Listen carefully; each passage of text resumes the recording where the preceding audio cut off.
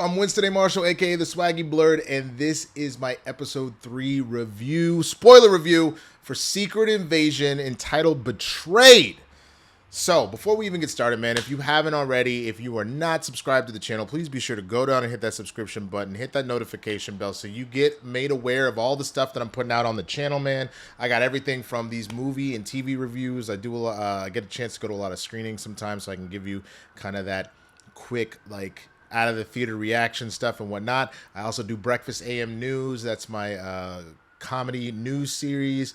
We're just cracking some jokes and some of the stories you heard in the whatnot, as well as comedy sketches and stuff that I put all on this channel and whatnot. So if you want to see more of that stuff, if you want to see more of my face, be sure to hit that subscription button, man, and come on back. But again, this is a little late. I've talked about this on my episode 2 review of a Secret Invasion. You can see the card thing right here. I'll put it up there. Secret Invasion hasn't really been on everybody's lips like a lot of people were hoping. And so with everything that I got going on myself, I've been a little behind on this, but I am going to do my absolute best to get these to you on time going forward. So Wednesdays, the day it comes out, be sure to come back and check out my thoughts on the show, my recap and thoughts. This episode, real quick, again, this is a spoiler review, so make sure you've seen it first, or if you don't care, called Betrayed. Starts off right away with Gravik revealing to the Skrull Council that about the machines that are doing it. And I realized what the fourth DNA was. It was from one of the Frost Beasts. So it was the Frost Beast, Beast, Groot, Cole Obsidian, and an Extremis patient. All four of them are what make up the Super Skrull powers. And Gravik is planning on getting these special abilities to everybody, or giving it to his soldiers. But he also has infiltrated the British Royal Navy, and is planning to launch a nuclear missile at a UN aircraft, and by doing so would effectively start World War III. The Skrulls at that point would have convinced the humans to kill each other, because now they don't trust each other, and then they would kind of slip in at the end there and finish the job. So as this is all happening, Nick has a long conversation with Priscilla Fury, also aka Vara, his Skrull wife, and they have just a very, very good conversation about where the hell Nick Fury has been. And Vara is a badass. She tough upper lip. She still loves her man, all that kind of stuff. And then, Nick was a little upset at her. She's like, "No, you don't get to be upset with me. I'm pissed at you because I thought I had lost you and I started to grieve and mourn, and then the blip happened and you came back. And I thought to myself, you would be here and we'd be back together and all that, and we would sort it out together. But no, it was too big for you, so you had to jet up out of here." So a lot of people have been really mad at Nick Fury because he jetted up to space and just left everyone here without him. And, Vara's another one. That she really was looking to try and repair things and felt abandoned by him. And Nick is having to come to terms with how he failed a lot of people. But it's funny because it really feels like above anybody else, he is having a lot of PTSD from his death, from the blip. It has shown up multiple times. We've seen him just, "Where the hell were you? I just couldn't be here, man. I couldn't be here. I couldn't be here, man." And it's what you see that a lot in people that have near brushes with death. And in theory, you could make the argument that that's kind of what happened with the blip. It was a near brush because they did come back, but it was a long ass brush. It was a 5-year brush of death. So, a lot going on there. But Nick essentially, once he kind of finds out that stuff is going on, he hits up Talos being like, "I need your help to try and stop this thing. I'm out in the cold. I don't have anybody, so I need you." He's still pissed because he's like, "You brought these million Skrulls here, but I need your help." While this is happening, Talos had also been in a situation where he wanted to parlay with Gravik. He needed to have a sit down and discuss what's going on and try and put a stop to this. And while they're having this talk and Gravik and all this stuff, Gravik keeps antagonizing him and bringing up Gaia and about how he might just kill her and all that kind of stuff, or like she's with me, but maybe I'll just offer. And every time Talos is ready to slit his throat, and there's a really cool scene. It was in the trailer where someone puts hands on Gravik, and every single person in the room stands up and immediately turns into Gravik, like they're about to fuck him up. And so it was really cool to see that happen. It reminded me of Inception when you're dealing with I don't remember what they were called, but they're just the images, the memories that are there that are like trying to protect the mind during a dream. It was really cool to God, what are they called?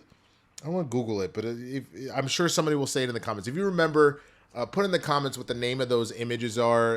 The projections, maybe? Is it projections? Let me know. So it's really cool to see that, and things go sideways. And Talos really has had enough. He stabs Gravik in the hand, and again, the Skrulls are about to jump him, and he's like, no, it's fine. He's like, keep my daughter's name out your fucking mouth. He walks out, and that's when you see you see Gravik pull his hand back and just kind of rip through it. I'm like, why would you make more damage? Why not just pull it out? But then you see that it looks like the first Super Skrull. His hand reforms via extremis, and he regenerates. It's not good. It's not good that he is the first Super Skrull that we see, right? So now that Fury and Talos are working together because they got information from Gaia about this plan to bomb the UN plane with a British sub. They get to this naval commander's house, Commodore Robert Fairbanks. They break in. It's kind of a really funny moment because at first it's just Talos going in. And he was going to try and blend in, but he doesn't do a very good job. And so then he's killing all the guards, and they're all Skrulls themselves. And he ends up going in there, and Fury realizes that Talos might be in trouble. So he goes in and he grabs Commander Fairbanks' kid. And then when they get inside, there's this standoff negotiation. They're able to get Fairbanks. They find out he's a Skrull himself. They start interrogating him. He won't give the information, and he gets goaded, he ends up goading Talos into killing him. And so then the concern is they're not going to be able to get the nuclear code to stop this. Like, fortunately, there's a soldier on there who really doesn't want to do this. He doesn't believe that these are real orders, but he's being bullied over and over by one of the Skrulls that's infiltrated. No, you need to send this goddamn missile. We're going to send the missile. These are orders, or I'll throw you in the brig.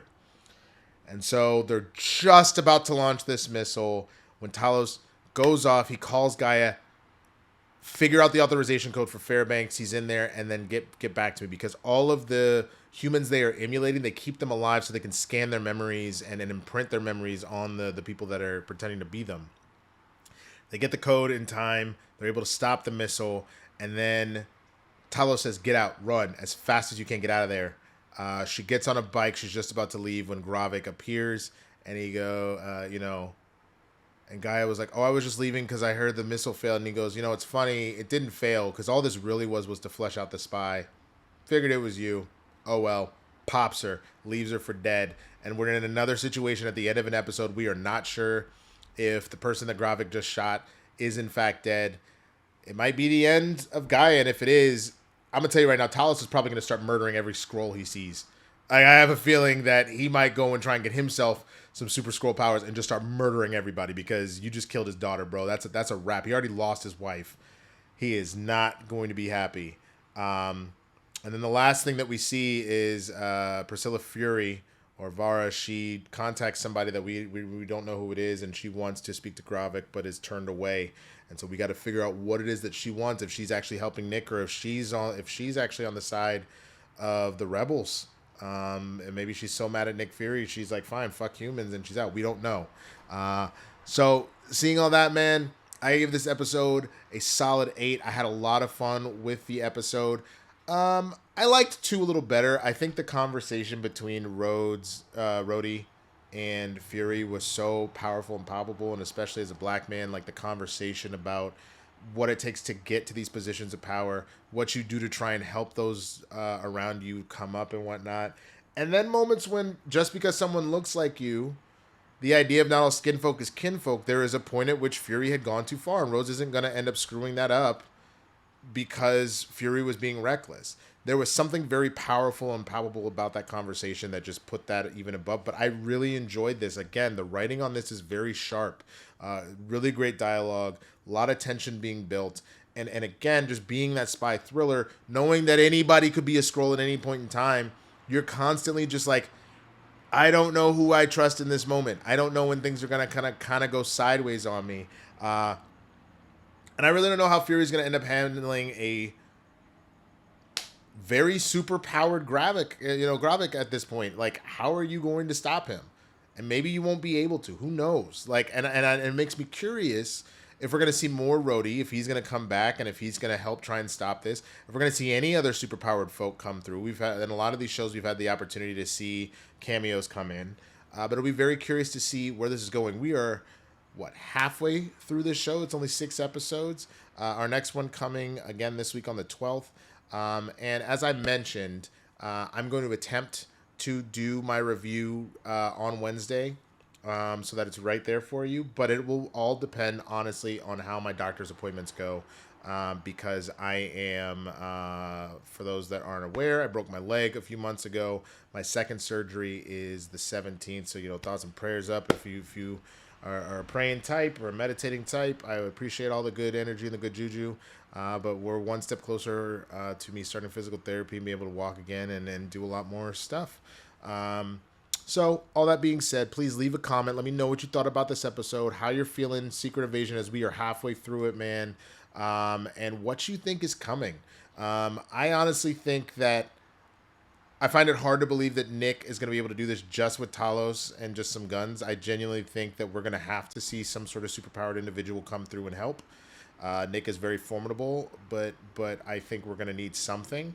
And then the other thing that I think is really interesting is I have a feeling that that's not the last we've seen of both Maria and Gaia. I know it sounds kind of far-fetched, especially because Maria, she was given the title of special guest star, but that doesn't necessarily mean anything one way or the other. There have been a lot of LMDs. It's possible that they used an LMD, or we haven't gotten a chance to see LMDs quite yet. So it's possible that maybe that was something that was used for Maria, but who knows? Maybe not. And I don't know if Gaia is done quite yet. We don't have a confirmation on her death. We just saw her left for dead. So we will see what happens. With that, y'all, I'm going to get out of here. Please be sure, again, subscribe here. Check me out on all the other platforms at the Swaggy Blurred and show some love. Again, that Breakfast AM News comes out first on TikTok and Instagram. I'm trying to build those numbers out, so please help me out there. But I'm trying to build this too. So please be sure and check everything out that comes out on here. But I got nothing but love for y'all. I'm going to do the end of my CPT Indiana Jones series probably early next week. You'll get Last Crusade and Kingdom of the Crystal Skull. But until then, man, y'all stay safe. Y'all have a good time, and I will see you next time. Peace.